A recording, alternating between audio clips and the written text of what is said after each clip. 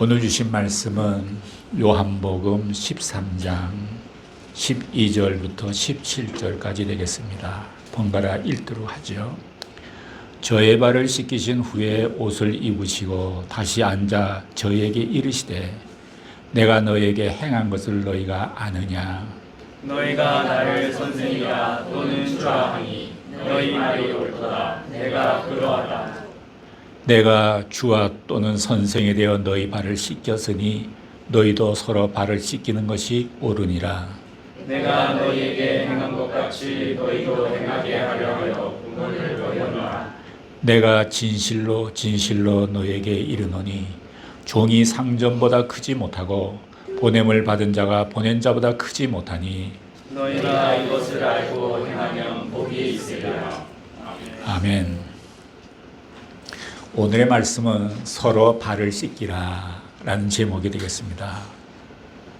예수님께서 십자가에 못 박혀 죽음을 당하시기 전에 사랑하는 제자들과 한 다락방에 모여서 최후의 만찬을 하셨습니다. 이 만찬이야말로 뜻깊은 의미가 있습니다. 이 식사를 마치시고 예수님은 겟세마네 동산으로 가셔서 기도하시고 체포되시고 그리고 십자가를 지시기 때문입니다. 따라서 이 만찬이 마지막 식사입니다. 내일 죽을 것을 아는 사람은 오늘 행하는 모든 것이 다릅니다. 예수님은 사랑하는 제자들과 만나 대화를 나누실 때에는 언제나 순수했고 다정했고 따뜻했습니다.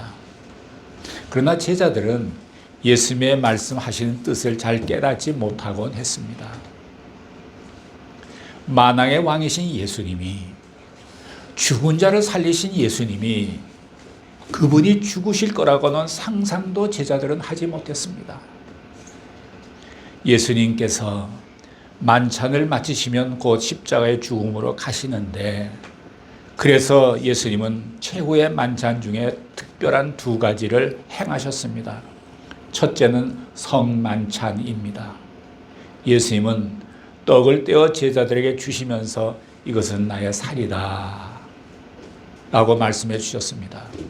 또 잔에 포도주를 따라 주시면서 이것은 나의 피 곧 언약의 피니라 라고 말씀하셨습니다. 그리고 예수님께서는 항상 이것들을 먹고 마실 때마다 나를 기억하라 며 십자가에서 죽음을 말씀하시지만 제자들은 무슨 의미인지 깨닫지를 못했습니다. 두 번째는 식사 중에 일어나셔서 허리에 수건을 두르시고 대야에 물을 떠다가 제자들의 발을 씻겨주신 것입니다. 도중에 베드로가 약간 반항했지만 예수님은 베드로의 발까지 씻어주셨습니다. 오늘의 본문 12절을 함께 보시기를 바랍니다. 시작. 저희 발을 씻기신 후에 옷을 입으시고 다시 앉아 저희에게 이르시되 내가 너희에게 행한 것을 너희가 아느냐. 내가 너에게 행한 것을 너희가 아느냐 라는 질문에 제자들은 너무 당황했습니다. 자신들보다 윗사람이 무릎을 꿇으면 아랫사람이 얼마나 당황하겠습니까? 스승이 제자 앞에 무릎 꿇으면 아마도 선생님 왜 이러십니까? 라고 말리면서 뒤로 물러서지 않겠습니까? 그리고 나서 제자들은 죄책감과 죄송한 마음이 들었을 것입니다. 왜냐하면 바로 조금 전까지만 해도 제자들의 관심은 누가 더 높으냐, 누가 더 크냐라는 것이었기 때문입니다. 그들은 도토리 키재기를 하고 있었습니다. 누가 예수님께 더 인정받고 예수님의 오른팔이 되느냐는 문제로 자기들끼리 소리 없는 전쟁을 치르고 있었던 것입니다. 우리는 좋은 뜻으로 좋은 동기로 일을 하고 있어도 그 내면에서는 서로 시기하고 질투하며 경쟁하는 모습을 종종 보게 됩니다. 세상 사람들이 일하는 방식이 모두 그런 식입니다. 여기서 절대 밀릴 수 없다. 방법을 가리지 않고 난 꼭 이겨야 돼. 뭐 이런 것이 아니겠어요. 그래서 포장되고 과장된 언어를 일관합니다. 사람들이 제일 친한 것이 자기 가면입니다. 그 가면 속에서 쉼없이 음모를 꾸밉니다. 교활한 사람은 상대방의 이기심이나 물력이나 명예심을 이용해서 일을 꾸밉니다. 겉으로 보면 상대방을 위하는 것 같지만 사실은 이용하는 것입니다. 우리가 살아가면서 지혜롭고 정직한 사람을 만나기가 그렇게 쉽지가 않습니다. 자기 주변에 정말 신뢰할 수 있는 사람이 있다면 참 행복한 일입니다. 신뢰하며 사심없이 서로 높이고 섬기며 격려하고 위로해주는 사람이 너무 귀합니다. 예수님은 제자들의 발을 씻은 후 다시 자리에 앉으시고 나서 그들의 발을 씻긴 이유를 묻습니다. 그러나 제자들은 유구무원입니다. 사실 발을 씻는 것보다 더 중요한 것은 마음을 씻는 것입니다. 허리를 굽히는 것보다 더 중요한 것은 자존심을 꺾는 것입니다. 예수님은 높아지려고 다투고 시기하는 무리들을 서로 낮추며 단결하는 제자의 무리로 만드시고자 했습니다. 이어서 13절, 14절을 보시겠습니다. 시작. 너희가 나를 선생이라 또는 주라 하니 너희 말이 옳도다. 내가 그러하다. 내가 주와 또는 선생이 되어 너희 발을 씻겼으니 너희도 서로 발을 씻기는 것이 옳으니라. 예수님께서 제자들의 발을 씻기신 이유는 항상 자신을 낮추고 상대방을 섬기라는 뜻으로 친히 모범을 보여주신 것입니다. 하나님의 일을 할 때 내면의 경쟁심을 갖지 말고 자존심을 내세우지 말고 아무렇지도 않은 듯 조용히 낮아지라는 것입니다. 예수님은 분명히 주님이셨고 스승이셨습니다. 그분은 온 인류의 메시아이고 구원자이시고 하나님의 독생자이십니다. 그러한 위대한 분이 제자들의 발을 씻기신 것은 겸손의 극치가 아니겠습니까? 엄청난 낙차의 인생이 아니겠습니까? 낮고 천하고 죄로 가득한 인간을 지극히 높으신 하나님이 섬겨주셨는데 동급의 인간끼리 섬기고 발을 씻겨주는 것은 마땅하다는 사실을 가르쳐 주십니다. 여기서 몇 가지 중요한 영적 교훈을 발견할 수 있습니다. 첫째는 높은 자일수록 더욱 낮아져야 한다는 것입니다. 겸손이란 것은 힘이 있는 자가 그 힘을 사용하지 않는 것을 말합니다. 능력 있는 자가 져주는 것이 겸손입니다. 여러 번 말씀드렸지만 창세기 13장에 아브라함과 롯이 나오지 않습니까? 애굽에서 나오면서 아브라함과 롯의 재산이 많아졌습니다. 그래서 그들의 양과 소가 많아서 그들이 있는 곳에 있기가 장소가 좁아졌기 때문에 아브라함의 목자와 롯의 목자가 서로 다투기도 했습니다. 아브라함은 삼촌이고 롯은 아브라함의 조카입니다. 늘 조카를 데리고 다니면서 재산도 많이 논아준 것입니다. 그럴 때 아브라함이 롯에게 이야기합니다. 너와 내가 이제는 헤어질 때가 되었다. 내가 좌하면 내가 우하고 내가 우하면 내가 좌하리라. 그렇게 제안을 아브라함이 했습니다. 그때 롯이 이렇게 보니까 요단들까지 물이 가득하고 애굽 땅같이 기름진 것 같고 그래서 나는 이쪽으로 가겠다고 그는 결정을 했고 아브라함은 반대쪽으로 갈 수밖에 없었습니다. 자, 여기서 보면 아브라함이 그렇게 얘기했으면 어르신네가 얘기했으면 조카인 롯이 아니 그 삼촌 무슨 말씀을 그렇게 하십니까? 삼촌께서 우하시면 내가 좌하고 좌하시면 내가 우해야지 어떻게 제가 먼저 합니까? 이렇게 말해야 되는 것이 당연한 거 아닙니까? 이게 동양적인 정서가 아니겠습니까? 근데 이 롯이 뻔뻔하더라고요. 자기가 먼저 이쪽이야 하고 결정을 하더라고요. 너무 좋은 땅이죠. 그 땅은 결국 소돔과 고모라가 망하기 전의 땅이었습니다. 그렇게 해서 떠나보내고 아브라함이 있으니까 하나님께서 아브라함께 찾아오셨어요. 아브라함아, 내가 서 있는 곳에서 동서남북을 바라보아라. 내게 보이는 모든 땅을 너와 내 자손에게 영원히 주리라. 이렇게 축복을 해주셨습니다. 이 아브라함의 낮아짐이여 겸손이었습니다. 힘이 있는 자가 자기 힘을 쓰지 아니하고 상대방께 유리하게 해주는 것이 그것이 겸손입니다. 그것이 온유함입니다. 오만은 힘 있는 자가 그 힘을 함부로 사용하는 것을 말합니다. 가진 자가 더 가지려고 하는 것을 말합니다. 그만큼 가졌으면 충분할 텐데 더 많이 가지려고 빼앗고 훔치는 것입니다. 권력이 있고 능력 있는 사람이 횡포를 부리는 것입니다. 오만한 자들은 눈빛부터가 다르고 말투마저 다릅니다. 남을 무시하고 지배하려 들면서 일방적으로 명령하고 미안해하는 모습은 전혀 찾아볼 수 없습니다. 예수님의 리더십과 영적 권위는 겸손함에서 오는 것입니다. 끝까지 겸손하면 주변 사람들이 그 사람에게 순종하게 됩니다.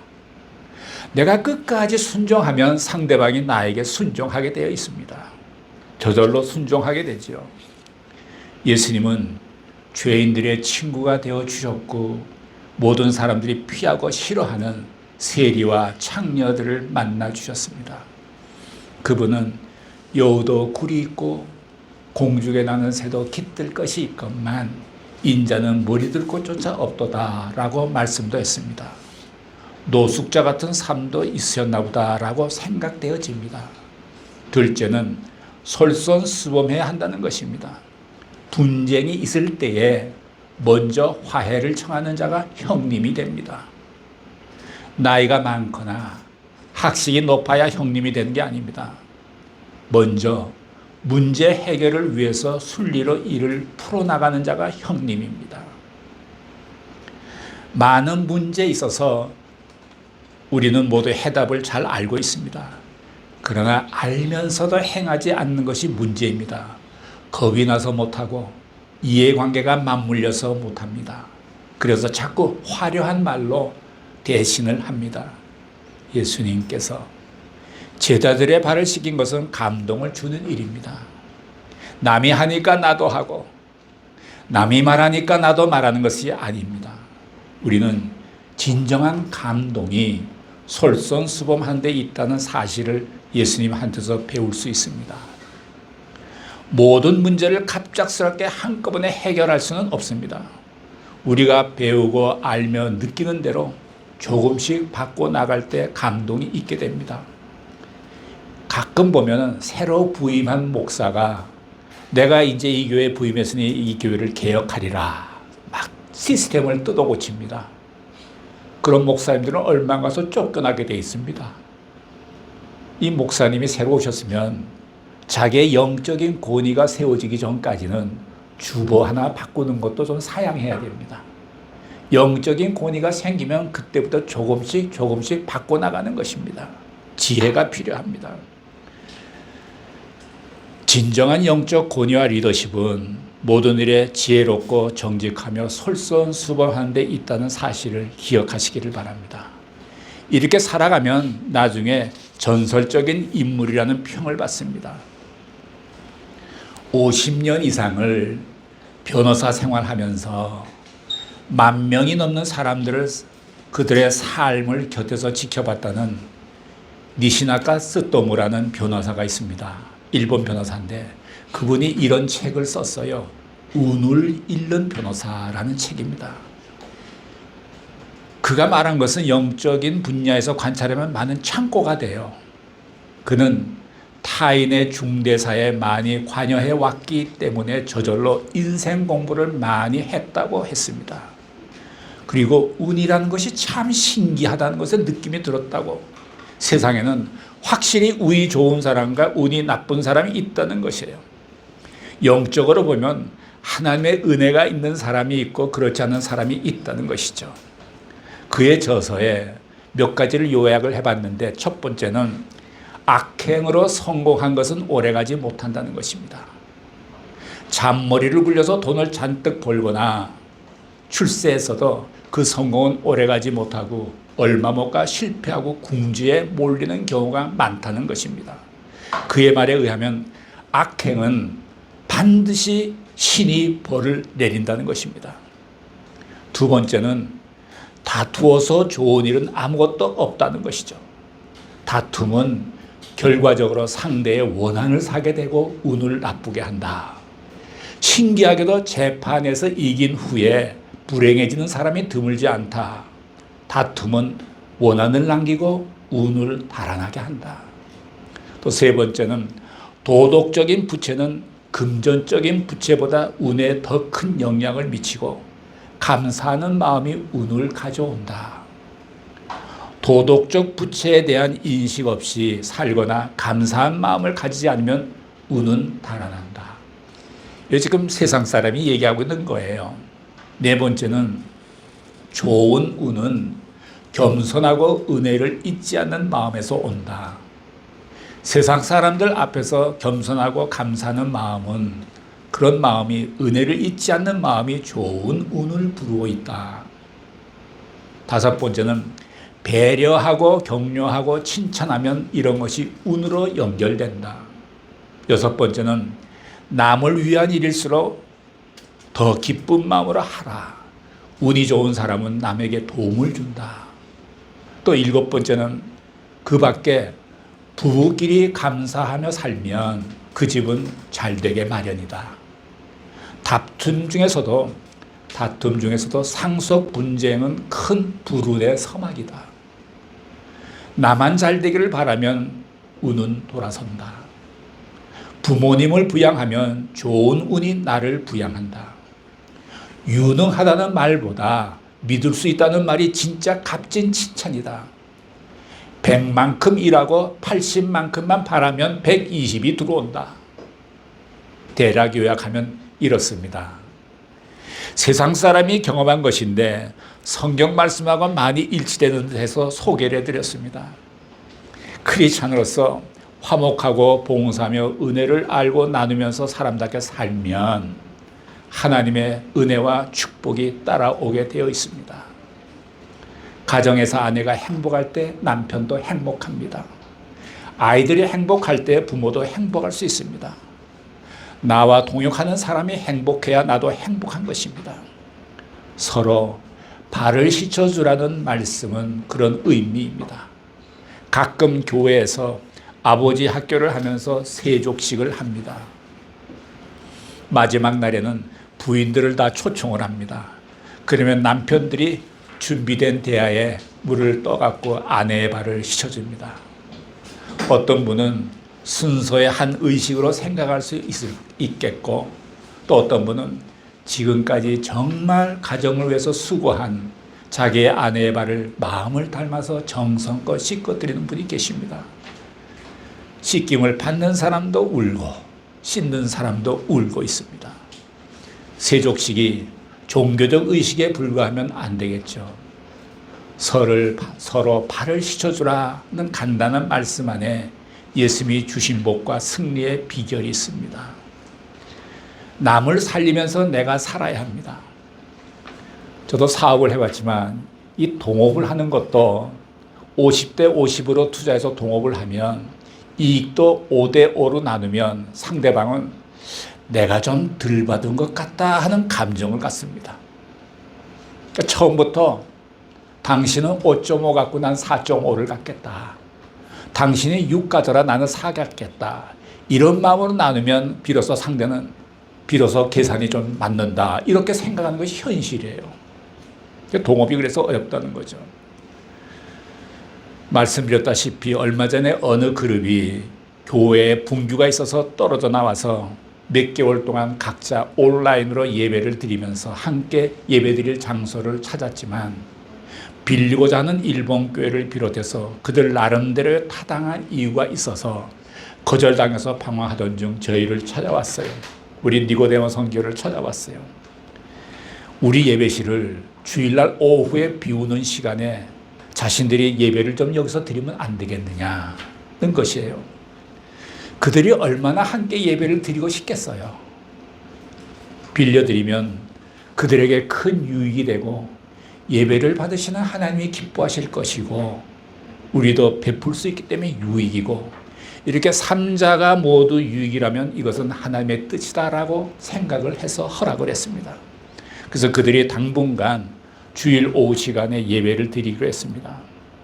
우리가 하나님의 뜻이 무엇입니까? 질문을 잘 하지 않습니까? 근데 그 일이 내게도 유익이 있고 상대에게도 유익이 있고 하나님께도 유익이라면 이 삼자가 다 유익이 있다면 그것은 분명 하나님의 뜻입니다. 그렇게 분별할 수가 있습니다. 이런 관점에서 하나님의 뜻을 분별할 수가 있습니다. 서로 발을 씻어준다는 또 하나의 의미는 서로의 필요를 채워주는 것입니다. 너는 너, 나는 나의 필요한 채우는 것이 아니라 피차 서로 필요한 부분을 채워주는 것입니다. 서로 발을 씻어주라는 마지막 의미는 서로의 신뢰를 쌓으라는 말입니다. 모든 문제는 서로 믿지 않는 데서 발생합니다. 저 사람은 능력 있는 사람이다. 이것보다는 저 사람은 믿을 수 있는 사람이다. 라는 평가가 더 중요합니다. 15절을 보시겠습니다. 15절 시작. 내가 너희에게 행한 것 같이 너희도 행하게 하여 오늘 보는다. 모범을 보인다는 것이 대단히 중요한 일입니다. 신앙생활은 나름대로 무엇을 새로운 것을 하는 것이 아니라 예수님을 그대로 닮아가는 것입니다. 건축 설계사가 설계를 했는데 시공자가 마음에 들지 않는다고 임의로 바꿔버리면 안 됩니다. 설계 도면 그대로 시공해야 합니다. 본을 보고 따라가는 것을 순종이라고 합니다. 마지막으로 16절, 17절을 읽고 마치겠습니다. 시작. 내가 진실로 진실로 너희에게 이르노니 종이 상전보다 크지 못하고 보냄을 받은 자가 보낸 자보다 크지 못하니 너희가 이것을 알고 행하면 복이 있으리라. 인간관계에서 질서를 잘 지키라는 것입니다. 우리가 서로 발을 씻겨주는 축복이 있기를 예수님의 이름으로 축원합니다. 기도하시겠습니다. 사랑하시는 하나님 아버지, 우리가 가정에서나 직장에서나 교회에서나 낮아지고 진정 겸손한 자들이 되게 하여 주시옵소서. 발을 씻기는 예수님을 모습을 닮아가게 하여 주옵소서. 예수님의 이름으로 기도드렸습니다. 아멘.